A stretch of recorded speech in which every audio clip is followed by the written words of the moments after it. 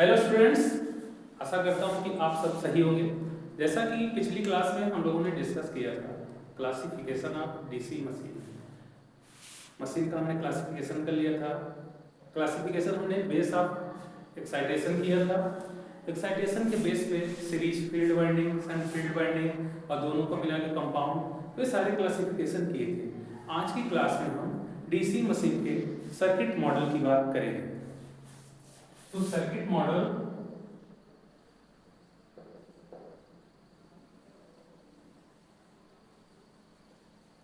Of DC machine. तो DC machine इसलिए मैं कह रहा हूं बार बार क्योंकि डीसी मशीन में generator as well as motor दोनों आ जाता है। तो जनरेटर के लिए और मोटर के लिए सर्किट मॉडल एक जैसा नहीं रहेगा क्योंकि वहां पे डायरेक्शन ऑफ करंट चेंज हो जाता है। तो पहले हम लेते हैं, कंसीडर कर लेते हैं डीसी जनरेटर।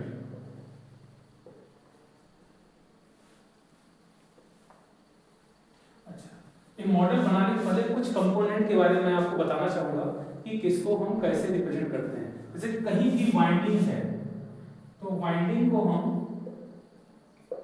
इंडक्टर की तरह ही दिखाते हैं। ऐसे दिखाएंगे, दो नोड इसके निकले हुए रहेंगे। हम बात कर रहे हैं डीसी की, तो यहाँ डीसी के केस में फ्रीक्वेंसी जो होती है वो 0 होती है, इसलिए वहां वाइंडिंग का हम रेजिस्टेंस ही कंसीडर करते हैं। दूसरी बात करें कि हम मोटर को कैसे दिखाते हैं, इसके लिए हम सर्कल बनाते हैं। सर्कल पे हम तो ब्रशेस की पोजीशन दिखा देते हैं। एक हॉरिजॉन्टल वर्टिकल जैसी सर्किट होगी उसके अकॉर्डिंग हम इसको बना लेते हैं। तो मोटर है तो यहाँ पे हम इसको M दिखा देते हैं। अगर यही जनरेटर की बात करते हैं तो सेम रिप्रेजेंटेशन रहता, लेकिन इसके अंदर हम क्या दिखा देते हैं, G दिखा देते हैं। तो समझ गए कि इन्हीं के हेल्प से हम जो है सर्किट मॉडल बनाएंगे, जो कि पिछली क्लास में हमने क्लासिफिकेशंस किए थे उनके लिए, सभी के लिए। तो हम आते हैं, सबसे पहले अगर बात करें तो सीरीज जनरेटर।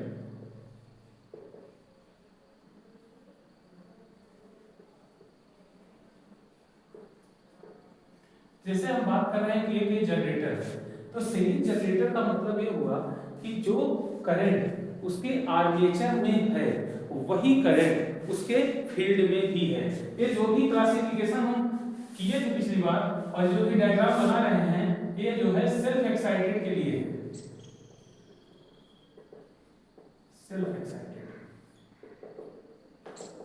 क्योंकि अगर हम बात सेपरेटली एक्साइटेड की बात करें तो सेपरेटली एक्साइटेड में फील्ड की जो करंट होती है उसको हम सेपरेटली प्रोवाइड करते हैं। तो यहाँ पे हम सेपरेटली का भी डायग्राम बना देते हैं। अगर हम बात करें सेपरेटली एक्साइटेड की,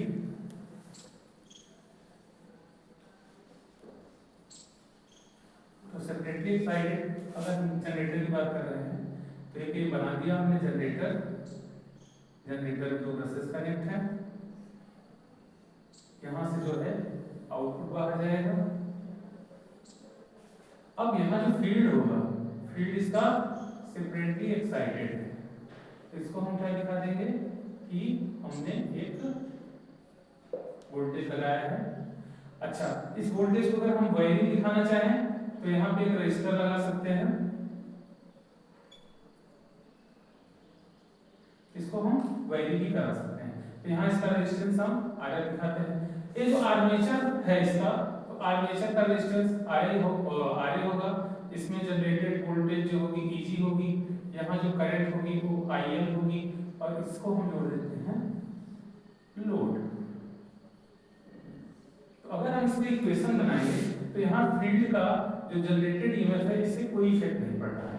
तो यहाँ पे जो करंट है आर्मेचर करंट IA है, यही जो आर्मेचर की करंट है यही लोड करंट भी रहती है सेपरेटली एक्साइटेड के केस में। और जो Eg आएगा यहाँ पे हम KVL लगा सकते हैं, Eg VL plus IA I या VL प्लस IA I। ठीक है, तो this is for the separately excited generator.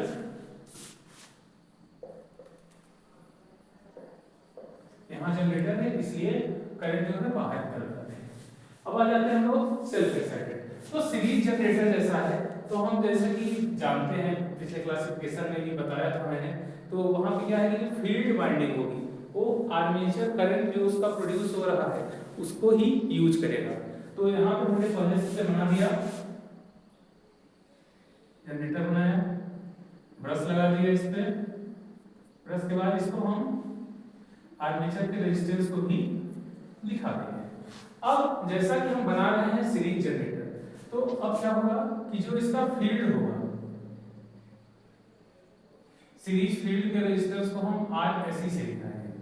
वो कैसे जुड़ा होगा, सेम जो आईए करंट आ रही है आर्मेचर से, जो कि जनरेटेड ईएमएफ ईजी के कारण प्रोड्यूस हो रही है, वही करंट फील्ड में जाएगी, सीरीज फील्ड में। तो ये जो सर्किट डायग्राम हो गया, सर्किट मॉडल एक इसका है डीसी सीरीज जनरेटर का। यहाँ जो करंट है आईएल, ये लोड है, और लोड के क्रॉस का जो वोल्टेज है वो वीएल।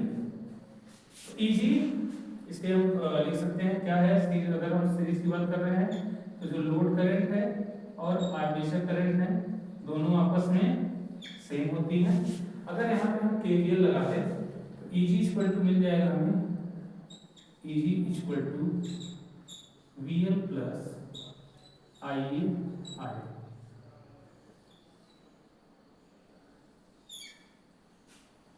अब प्लस इसका भी इफेक्ट आएगा, इसको भी हम ऐड कर सकते हैं, प्लस IA I ऐसे। अच्छा, यहाँ पे कहीं कहीं बोल देता है कि सर कुछ राइटर से आप पढ़ेंगे तो फील्ड के जो थ्रू करंट जाने वाली होती है इसको आईएससी कर देते हैं। तो यहाँ पे चाहे आईए हो, आईएल हो, आईएससी हो, सब करंट की वैल्यू सेम है। तो ये है आपके लिए टीसी सीरीज जनरेटर का सर्किट मॉडल और उसकी इक्वेशन। यहाँ पे बात और बता देना चाहते हैं आपको कि जो बैक ईएमएफ का फार्मूला है मोटर के लिए और जनरेटर के लिए, जनरेटेड ईएमएफ ईजी, ये सबके लिए सेम रहेगा, P500/16A। कोई भी जनरेटर हो डीसी का, कोई भी मोटर हो, मोटर होगी तो इसको जी को बी बना देंगे, उसको बोलेंगे बैक ईएमएफ, और जनरेटर है तो हम ईजी बनाएंगे, वो बोलेंगे जनरेटेड ईएमएफ। अब हम नेक्स्ट क्लासिफिकेशन जो था शंट मोटर या शंट जनरेटर, हम जनरेटर पढ़ रहे हैं तो जनरेटर की बात करेंगे, तो हम सीरीज शंट जनरेटर का सर्किट मॉडल बनाते हैं। शंट जनरेटर ये भी कैसा है, सेल्फ एक्साइटेड। जैसे कि यहाँ पे फील्ड सीरीज केस में क्या हुआ था, जो आर्मेचर करंट है वही फील्ड को एक्साइट कर रहा है। शंट केस में क्या होगा कि फील्ड जो होगी वो पैरेलल नहीं होगी। पैरेलल का मतलब क्या होता है कि करंट डिवाइड हो रही है, तो करंट डिवाइड होने का मतलब एक नोड आएगा। तो पहले हम बना लेते हैं जनरेटर को, जी जनरेटर को यहाँ पर दिखा देते हैं, इसका जनरेटेड इक्विवेलेंट, दो ब्रशेस, एक सीरीज इसका आर्मेचर का रेजिस्टेंस, यहाँ से लोड जोड़ दिया मैंने। लोड जरूरी है, बिना लोड के इस काम का। यहाँ की करंट IL। अब ध्यान दीजिए, अभी यहाँ पे फील्ड नहीं है और ये है सेल्फ एक्साइटेड, तो यहाँ जो फील्ड लगाएंगे हम लोग उसको पैरेलल में लगाएंगे, तो शंट बोलते हैं। इसीलिए यहाँ के रेजिस्टेंस को हम RSS करते हैं। यहाँ जो फ्लो होने वाली करंट है उसको हम लोग ISH बोलेंगे। यहाँ का जो वोल्टेज है इसको बोलेंगे VSH, क्योंकि क्या है शंट, तो शंट का जो पहला दो लेटर है SH, इसके लिए जो भी पैरामीटर हम ले रहे हैं उसके प्रीफिक्स में SH हमने लगा दिया। तो यहाँ जो जनरेटर की करंट है IA, ये दो पार्ट में डिवाइड हो रही है। एक इक्वेशन बन गई IA equal to ISH plus I. दूसरी इक्वेशन बनी V S H equal to I S H into R S H. और एक इक्वेशन बनेगी V L equal to I L into R L. अभी हम मैट्रिक्स की बात नहीं कर रहे हैं तो आई आर हम लोग लिख ले रहे हैं। अगर मैट्रिक्स में होता तो हम पहले आर लिखते फिर आई लिखते।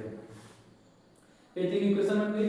अगर हम देखें तो तीनों कंपोनेंट कैसे हैं, पैरेलल में हैं, तो हमें न्यूमेरिकल में कभी कोई जरूरत पड़ जाती है तो वीएल हमेशा बराबर होता है वीएल हमेशा वीएसएच आपस में वीएल के बराबर होता है। एक भी लिख सकते हैं हम लोग वीएसएच equal to V L.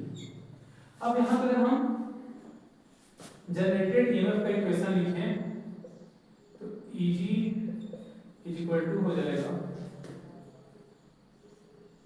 V L plus I A are. Easy यहाँ पर केवीएल लगा दिया। ईजी इक्वल टू इसको हम entry plus living minus A plus minus तो ईजी क्या हो गया ये plus E G equal to V L plus I A are.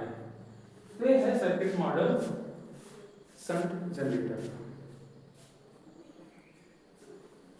ठीक, अब हम अगला चलते हैं कंपाउंड के लिए।